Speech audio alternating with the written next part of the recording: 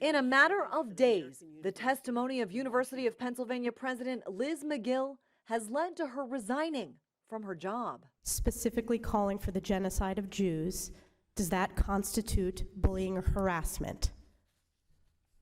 If it is directed and severe or pervasive, it is harassment. So the answer is yes.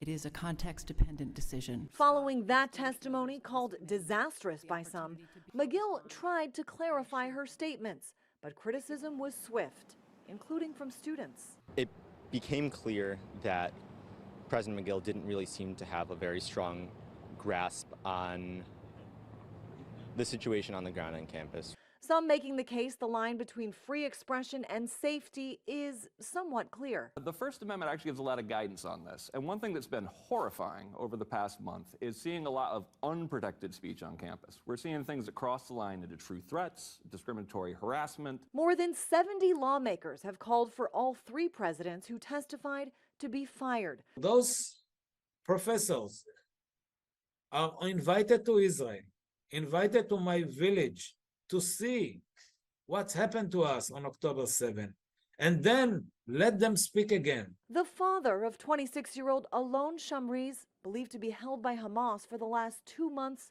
frustrated by rhetoric in the United States and by the actions of his own government. We're putting a pressure on our government to make a deal, put a deal on the table, release all the hostages, and then do whatever you want. Our government is not willing to listen to us. Frustration as well from leaders in the international community, sounding alarm bells about the toll of Israel's actions in Gaza. More than 17,000 people are reported to have died in Gaza, including 7,000 children. Back in Washington, the House Education Committee is launching a formal investigation into the, quote, learning environments at Harvard, MIT, and UPenn, with likely subpoenas and document requests into what lawmakers say is the targeting and harassment of Jewish students on campus.